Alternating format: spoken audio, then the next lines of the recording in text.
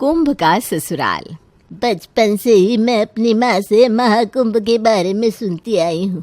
मेरी माँ बताती थी 144 साल में एक बार लगता है ये महाकुंभ। मुझे तो हमेशा यही लगता था कि जब तक ये 144 साल वाला महाकुंभ लगेगा मैं तो कब की मर खप जाऊंगी।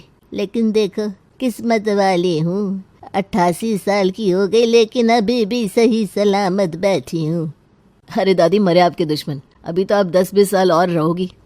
वीर की बात सुनकर दादी हंसने लगी। अरे नहीं बेटा, बहुत जी ली मैं। अब 10-20 साल और जीने की ना इच्छा बची है ना उम्र। तू मुझे बस इस महाकुंभ के दर्शन करवाने ले जा। कुंभ में नहा के जीवन भर के अपने सारे पापों से मुक्त होना चाहती हूँ मैं, ताकि जब ऊपर जाऊँ तो सीधा स्वर्ग का टिकट कटे मेरा। अरे दादी, आपने ऐसे कौन से पाप किए हैं जिसे धोने के लिए आपको महाकुंभ में डुबकी लगानी पड़े? बहुत ठंड हो रही है, यहीं पर गीजर में पानी गर्म करो और बाथरूम में डुबकी लगा लो। अरे चुप कर नालायक, जितना कह रही हूँ उतना सुन। अभी 2 महीना बाकी है, जल्दी से मेरी प्रयागराज जाने की टिकट करा ले। अभी 2 महीना बाकी है ना दादी, क्यों टेंशन ले रही हो आप? मैं कर दूंगा आपकी टिकट। अभी मुझे ऑफिस जाने के लिए लेट हो रहा है, मैं आपसे शाम में मिलता हूँ। दादी को टालने के बाद वीर जल्दी जल्दी अपने ऑफिस के लिए निकल जाता है। 1 हफ्ते बाद दादी वीर की पत्नी सीमा से कहती है, वीर को मैंने कहा था मेरी कुंभ के लिए टिकट करा दे, उसने कराई नहीं अभी तक। आजकल तो रोज ऑफिस से लेट ही आता है, मैंने तो कई दिन से देखा ही नहीं उसे। हाँ दादी, ऑफिस में आजकल बहुत काम रहने लगा है। सुबह भी जल्दी ही निकल जाते हैं और रात में भी ऑफिस से लेट आते हैं। जब तक ऑफिस से लौटते हैं आप सो चुकी होती हैं, इसलिए आपने कई दिन से उन्हें नहीं देखा। आप चिंता मत करिए, आज शाम को आएंगे तो मैं उन्हें याद दिला दूंगी। अरे नहीं बेटा, इतना काम है उसके पास, रहने दे, उसे परेशान मत कर। मैं किशन से कहकर करवा लूंगी। और वैसे भी अब इस उम्र में अकेली तो इतना दूर जाऊंगी नहीं, किसी को तो मेरे साथ चलना ही पड़ेगा ना। ऐसा करती हूँ, अपने साथ किशन और रमा बहू का भी टिकट करवा लेती हूँ। हम तीनों बड़े बुजुर्ग गंगा में डुबकी लगा कर आएंगे। दादी जी, महाकुंभ है, हमें कौन सा दोबारा देखने को मिलने वाला है? 150 साल तक कौन जिंदा रहने वाले हैं? अगर आप जाएंगे तो हम भी आपके साथ जरूर आएंगे। ठीक है, तो फिर मैं किशन से कहकर सबकी टिकट निकलवा देती हूँ। शाम के समय जब सीमा का ससुर किशन दफ्तर से लौटता है तो दादी एक बार फिर कुंभ स्नान की बात लेकर बैठ जाती हैं। अरे माँ की अब उम्र हो चली है, मुझे तो लगता है सठिया गई है अम्मा। एक बात को पकड़ कर बैठ जाती है। अब ये महाकुंभ का नया तुर्रा पाल लिया इन्होंने। मैं कहता हूँ टीवी देखना बंद करवाओ इनका। पूरा दिन टीवी पर अगड़म बगड़म देखती है और फिर हमारा जीना मुश्किल कर देती है। अरे किशन, अब लोग आए के साथ ही गुपचुप करता रहेगा या बाहर आकर अम्मा की भी सुनेगा तू? अब आ रहा हूँ अम्मा, जरा थकान हो गई है, चाय बनवाई है, पीकर आता हूँ। अरे नास पीटे, क्या लुगाई के पल्लू के नीचे बैठकर चाय पिएगा? यहीं दे जाएगी तेरी बीवी चाय। क्या अम्मा, तुम जरा सा लिहाज नहीं करती हो? अब बेटे बहू वाला हो गया हूँ मैं, घर में मेरी भी कोई इज्जत है कि नहीं? अरे चुप कर नालायक, माँ को इज्जत का पाठ पढ़ाएगा। अब बहू आ जरूर गई है घर में, लेकिन तेरी जवानी अभी कहाँ जा रही है? दुकान से आकर यहाँ 5 मिनट मेरे पास नहीं बैठ सकता, सीधा कमरे में भागता है जैसे कल का ब्याला हो। अरे जाने दीजिए ना, क्यों अम्मा जी मुंह खुलवा रहे हैं आप दोनों को तो अपनी इज्जत की पड़ी नहीं है, लेकिन मुझे बहू के सामने अपनी इज्जत की भजिया नहीं बनवानी। इनकी तरफ से मैं माफ़ी मांगती हूँ अम्मा, जाने दीजिए। आप बताइए क्या कह रही थी आप? अब करी ना इस्ते पते की बात। तू ये बता, करा दी तूने टिकट? अरे अम्मा, अभी बहुत टाइम है, प्रयागराज ही तो जाना है, चांद पे थोड़ी ना जाना है जिसके लिए महीनों पहले से तैयारी करनी पड़े। आप चिंता ना करो, मैं सब मैनेज कर लूँगा। बस आप ना अपने घुटनों की मालिश कराकर एकदम फिट फाट हो जाओ। लास्ट मोमेंट पर आप पीछे मत हट जाना। बेटा, बचपन में तेरे घुटने चटकने लगे, लेकिन मैं तो अभी तक एकदम फिट हूँ। अरे खेतों में काम किया है हमने, बहुत ताकत है मेरे अंदर अभी। किशन की माँ कमला की दिल्ली इच्छा थी कि वो इस बार महाकुंभ में डुबकी लगाए और इसके लिए उन्होंने काफी दिन से पूरे घर में कोहराम मचाकर रखा हुआ था। लेकिन जब बेटे किशन ने जिम्मेदारी अपने कंधों पर ली तो कमला देवी के मन को थोड़ा संतोष हो गया। पूरे 2 महीने बाद, अरे किशन, ये टिकट कराने की जिम्मेदारी तूने अपने माथे ली थी ना? क्या बात है बेटा, पूरे 2 महीने बीत गए, महाकुंभ को शुरू हुए भी 3 दिन गुजर गए, तेरे मुंह से तो कुछ आवाज ही नहीं निकल रही। अब कुछ बोलेगा या ऐसे ही दही जमा कर बैठा रहेगा मुंह में? अरे अम्मा, कितनी बार तो बोला आपको कि बहुत काम रहता है मुझे दुकान में, सांस लेने तक की फुर्सत नहीं है, और तुम 2 महीने पुरानी बात पूछ रही हो। आपको याद दिलाना चाहिए था ना। अच्छा, बहुत काम रहता है तुझे। लुगाई को दिन में 2-2 बार फोन करना तो नहीं भूलता, माँ के काम कैसे भूल जाता है? देख किशन, कान खुलकर सुन ले, चाहे जो हो, कुंभ मेला तो मैं जाकर रहूंगी, वरना मुझसे बुरा कोई न होगा। अरे अम्मा, क्यों बात बात पर फैलने लगती हो आप? अभी कर दे रहा हूँ ना आपकी टिकट। 2 मिनट लगता है आजकल टिकट में। अभी आपका जमाना नहीं रहा कि लाइन में लगकर धक्के खाकर टिकट बुक होगा। यहाँ बटन दबाया और खट से टिकट। अरे ये तेरी पटर पटर कैंची की तरह चलती जुबान अचानक से रुक कैसे गई? जुबान को लकवा मार गया क्या? वो अम्मा, टिकट तो एक भी खाली नहीं है, अब टिकट बुक नहीं हो सकती। छोटी छोटी बातों पर मन भर खरी खरी सुनाने वाली कमला ने उस बात पर तो किशन और रमा को इतनी जली कटी सुनाई कि कान के पर्दों से खून बह निकला। पूरे घर में तानों का जलजला आ गया। लेकिन अम्मा के व्यंग बाण थे कि रुकने का नाम ही नहीं ले रहे थे। वो क्या कहते हैं ना, 105 भाषाओं में गाली देना कुछ ऐसा ही नज़ारा था इस समय कमला निवास का। जब लड़ाई झगड़ा और गुस्सा काम ना आया तो अम्मा ने चलाया अपना अगला और अचूक अस्त्र, सिंपथी अस्त्र। अगले दिन, बहू, मेरी तबीयत कुछ सही नहीं लग रही, आंखों के आगे बार बार अंधेरा छा रहा है। तेरे बाबूजी दिख रहे हैं, बार बार कह रहे हैं, बुढ़िया कितना जिएगी, अब चल मेरे साथ। हाय अम्मा, आप ऐसी बात ना करो, मेरा दिल बैठा जा रहा है। ऐसा क्या हो गया रात रात में? कुछ नहीं बेटा, बड़े बूढ़े कौन सा उम्र भर रहते हैं, आज नहीं तो कल जाना ही है मुझे। बस एक बात का मलाल रह गया मन में, जिस आस में इतनी लंबी जी गई वो ख्वाहिश पूरी ना हो सकी। बेटा, आखिरी ख्वाहिश मन में रख कर जाने का मतलब क्या होता है ये तू ना समझेगी। हाय राम, ये क्या पाप हो गया हमसे?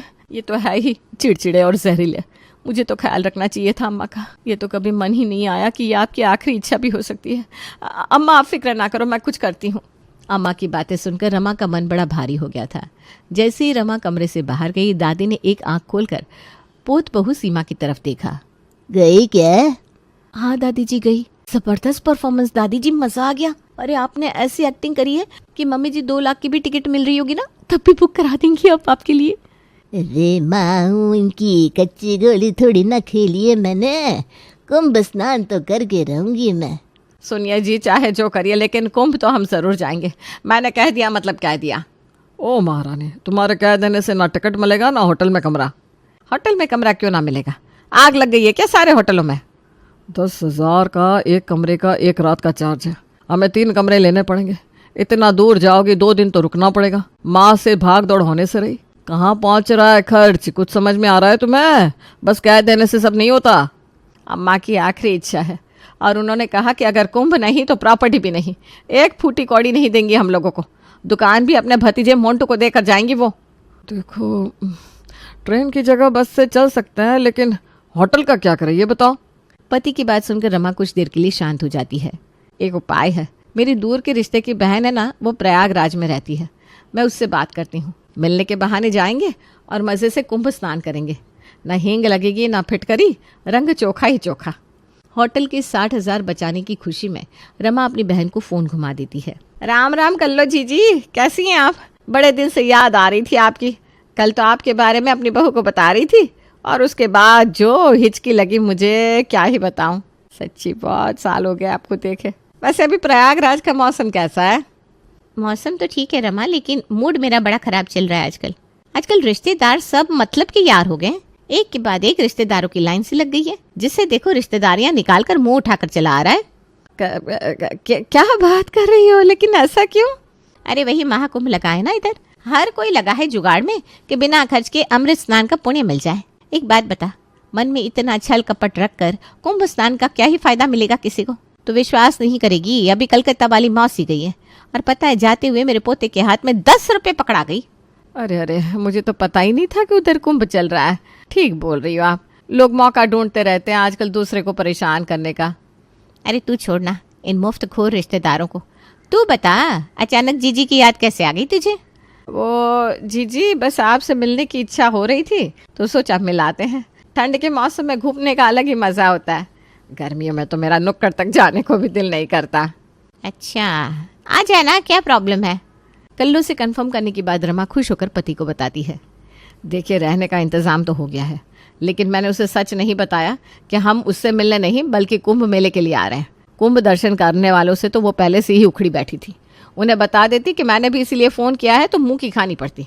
अरे ठीक है ना, फिर हम लोग वहाँ जाकर नाटक करेंगे कि हमें कुंभ नहीं जाना, और फिर बातों बातों में बहाने से स्नान करके आ जाएंगे। बिना खर्च के सब मैनेज हो जाएगा। रमा और किशन ने पूरा प्लान बना लिया था और अब वो पूरे परिवार को लेकर कल्लू के यहाँ पहुँच गई थी। अरे रमा बहू, ये कैसा सस्ता सा होटल कर लिया किशन ने। इतना पैसा कमाता है, दुकान से कोई ढंग का होटल नहीं ले सकता था। क्या कह रही हो अम्मा, ये होटल नहीं है, मेरी जीजी का घर है। हम उनके घर में ही रुकने वाले हैं, कुछ तो सोचकर बोला करो। अरे कौन सी जीजी, तेरी यहाँ प्रयागराज में पैदा हो गई? तेरी बहन तो नासिक रहती है। जब हम उज्जैन गए थे तो उसके यहाँ रुके थे, बड़ी दावत उड़ाई थी उसके यहाँ, काफी खर्चा बच गया था। अम्मा क्या कर रही हो, चुप रहो ना। ये वो जीजी नहीं है, दूसरी जीजी है, आप समझाइए ना इन्हें। अम्मा क्यों गोड़ गोबर किए दे रही हो, थोड़ा चुप रहो ना। खैर, किसी तरह अम्मा को चुप कराकर सभी लोग अंदर आते हैं। फिर कल्लो सभी के लिए चाय नाश्ता लगाती है। अगले दिन, मौसी जी लाइए, आपके पैरों की तेल मालिश कर देती हूँ मैं। हाय, कितनी प्यारी बहू है रमा तेरी, सूरज सिरत दोनों से हीरा। अच्छा, आजा कर दे मालिश। मौसी जी रुकी, पहले आपके लिए चाय बना कर लाती हूँ। आप चाय पीते हुए मालिश कराना तो आपको बोरियत नहीं होगी। सीमा मालिश करते हुए कल्लू से बातें करने लगती है। मौसी जी, आपके यहाँ क्या क्या है घूमने के लिए? आप बताइए, मैं आपको घुमा कर लाऊंगी। अरे बेटा, ऐसा कुछ खास नहीं है, और मैं तो उम्र भर से यहीं रह रही हूँ, सब घुमा हुआ है मैंने। फिर भी मौसी जी, कुछ तो खास होगा। हाँ, वो लगाए ना अभी संगम पर कुंभ मेला, फिलहाल तो सबसे खास वही है। अच्छा, कुंभ मेला का नाम तो मैंने भी सुना है, अच्छा होता है क्या? अच्छा, ऐसा करते हैं, कल शाम को मैं गाड़ी बुक कर देती हूँ, तुम्हें घुमा लाएगा, खुद अपनी आंखों से देखो कैसा होता है, क्या होता है, फिर बताना कैसा लगा। मौसी जी, ऐसे क्या फायदा जाने का, पता नहीं कैसा होगा। आप चलेंगी तो ही मैं जाऊंगी। हाँ अच्छा, मैं भी चलूंगी, आप खुश? रात को कमरे में, अरे सीमा बहू, तूने तो ऐसा तीर चलाया जाकर खट से बिल्कुल निशाने पर जा लगा। मैं तो सोच सोच कर परेशान थी क्या बहाना बनाकर कुंभ घूमने जाऊं, और तूने तो खुद जीजी के हाथों ही अपने लिए गाड़ी बुक करवा दी। ये हुई ना रमा की बहू वाली बात। रमा की बहू वाली नहीं, इससे कहते हैं 100 सुनार की 1 लुहार की। तुम लोग क्या गोल गोल बातें कर रहे हो, मुझे समझ में ही नहीं आ रहा। दादी, आप बस कुछ बोलना नहीं, चुपचाप पहले कुंभ में डुबकी लगाओ, बाकी बातें बाद में बताएंगे। मतलब तुम लोग मिलकर उस कल्लो को पागल बना रहे हो। उसे पता ही नहीं था कि हम लोग यहाँ उससे मिलने नहीं बल्कि कुंभ में डुबकी लगाने आए हैं। तभी मैं कहूँ, ये अचानक से प्रयागराज में कौन सी जीजी पैदा हो गई इस बहू की। अरे अम्मा, सही बताऊं तो मुझे खुद याद नहीं था कि प्रयागराज में कल्लू जीजी भी रहती है। मैं तो खुद आखिरी बार अपने भतीजी की शादी में मिली थी इनसे, शक्ल भी भूल गई थी। वो तो भला हो सोशल मीडिया का, वहाँ से इनकी सारी डिटेल निकाली मैंने, और फिर क्या, आ गए यहाँ। आपको पता भी है, होटल के कमरे 10-12 हज़ार से कम के नहीं मिल रहे थे। तो तुम मुझे पहले ही बता देती ना। चलो, जो कर रही हो सब ठीक कर रही हो। अब तो कल कुंभ में डुबकी लगाने की तैयारी बना लो। एक बार कुंभ स्नान हो जाए फिर हम अपने घर को चले। ठीक कह रही हो अम्मा, हम कौन सा यहाँ पर बसने आए हैं, बस कुंभ दर्शन करने आए हैं। कल फिर रात की ही बस पकड़ लेंगे। इधर रमा का पूरा परिवार कल्लो के साथ चली हुई चाल के बारे में बात करके मजे ले रहा था। उधर दरवाजे पर खड़े होकर कल्लो ने रमा की पूरी बात सुन ली थी।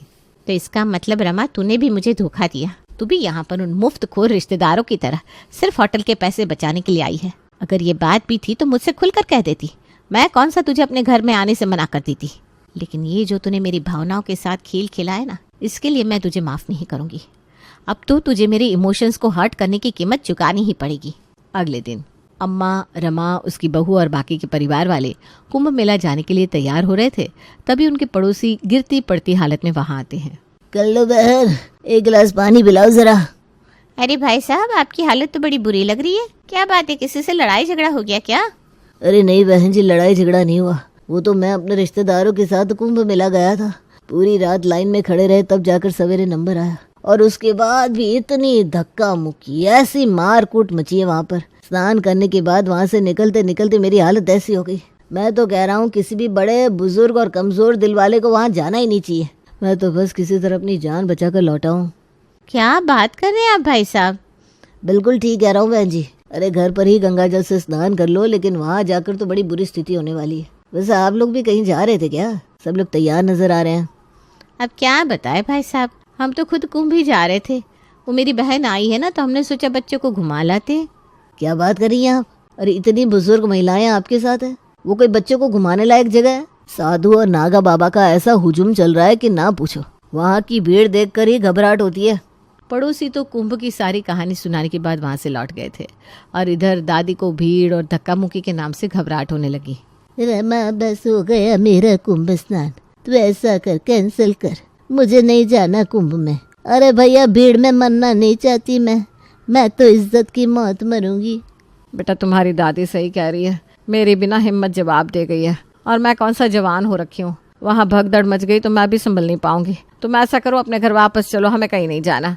पड़ोसी से आंखों देखा हाल सुनाने के बाद सभी की इच्छा दम तोड़ गई थी और इस तरह बिना कुंभ के दर्शन किए बेचारे सभी लोग वापस अपने घर की ओर लौट जाते हैं। मेरे साथ शतरंज खेलने चली थी ना तू रमा, ये देख, इससे कहते हैं शह और माल। प्रयागराज तक पहुंचकर भी कुंभ में डुबकी नहीं लगाने दी मैंने तुझे। आगे से किसी के साथ छल कपट करने से पहले 100 बार सोचेगी तू।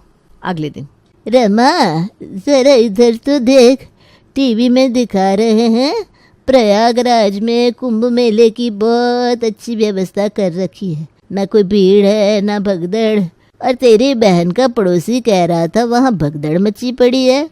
रमा को भी कुछ समझ में नहीं आ रहा था। तभी रमा ने सोशल मीडिया पर कल्लो जीजी को कुंभ में डुबकी लगाते हुए फोटो देखी तो वो सारा माजरा समझ गई। कोई भगदड़ नहीं थी वहाँ, हम जीजी के साथ खेल खेलने चले थे और उन्होंने हमारे साथ ही चाल खेल दी।